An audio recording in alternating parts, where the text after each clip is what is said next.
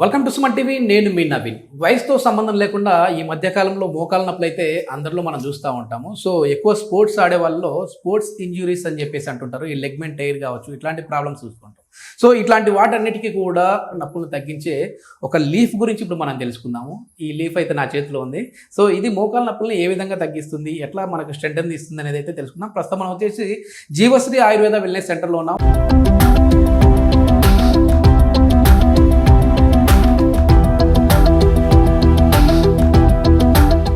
ఉన్నారు Ayurveda expert doctor సత్యదీప గారు. Hi ma'am, నమస్తే అండి. నమస్తే మ్యామ్, ఆకు చూడడానికి చాలా బాగుంది. ఏంటి, ఏ ఆకు ఇది? అదే విధంగా ఇది మోకాల నొప్పులను ఏ విధంగా తగ్గిస్తుంది? ఇది ఆమ్దమాకు అన్నమాట.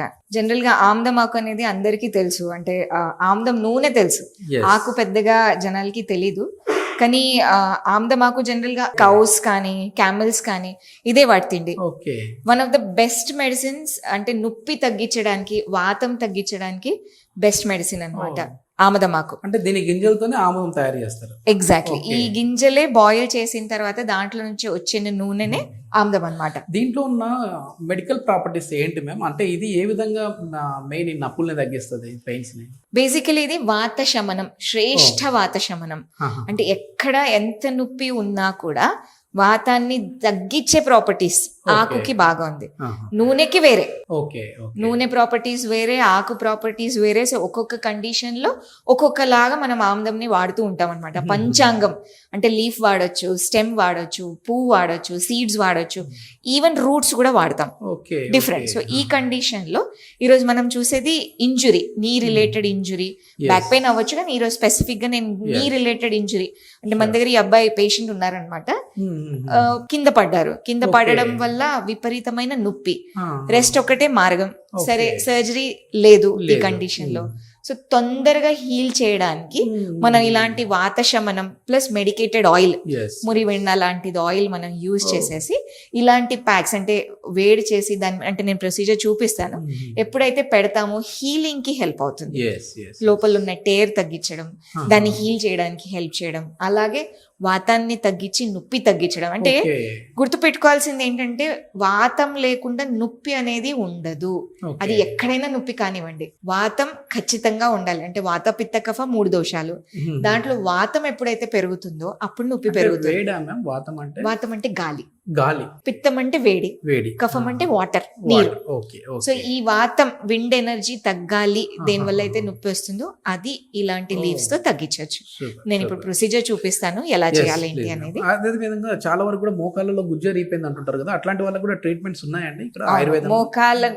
మోకాళ్ళ నొప్పులు ఎన్నో కారణాల వల్ల, అది ఫాల్ వల్ల, అంటే ఇంజురీ వల్ల అవ్వచ్చు, మోకాళ్ళు నడుస్తూ ఉన్నప్పుడు అట్లా ఏదో తగిలింది మోకాలకి ఫోర్స్ గా, దాని వల్ల కూడా ఉంటుంది. మోకాళ్ళలో గుజ్జరిపోయిన వాళ్ళు, అలాంటి డిఫరెంట్ కండిషన్స్ లో డిఫరెంట్ థెరపీస్ చేస్తూ ఉంటాం అన్నమాట. సో బేసికలీ ఇది నొప్పి తగ్గించడానికి ఫస్ట్. ఈవెన్ అంటే మోకాలు అరిగిపోయిన కండిషన్ లో కూడా నొప్పి విపరీతంగా ఉంటుంది. ఇది చేస్తూ వేరే థెరపీస్ చేస్తాం. ఒకసారి ప్రొసీజర్ చూద్దాం. ఫస్ట్ మనం ఈ లీఫ్ తీసుకొని దీన్ని నీట్ గా క్లీన్ చేసుకొని ఫస్ట్ మనం వేడి చేస్తాము.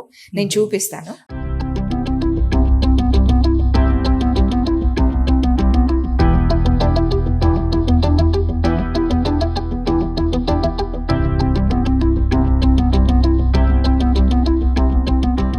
సో ఇప్పుడు ఫస్ట్ మనం మోకాల పైన ఆయిల్ ఆల్రెడీ మసాజ్ చేసాము. సో వేడి చేసిన లీఫ్ ఏదైతే ఉందో ఇప్పుడు దీనిపైన పెట్టేస్తాము. ఆల్రెడీ మసాజ్ చేసాము. మసాజ్ చేసిన తర్వాత ఆకు పెడతాము. మురివెన్న ఆయిల్, జనరల్ గా ఇంజురీస్ రిలేటెడ్ పెయిన్స్ ఏవైతే ఉన్నాయో డిఫరెంట్ కండిషన్ లో డిఫరెంట్ ఆయిల్స్ యూజ్ చేస్తూ ఉంటాం అనమాట. ఈ కండిషన్ లో ఇది ఇంజురీ రిలేటెడ్ కాబట్టి మురివెన్న తొందరగా హెల్ప్ అవుతుంది.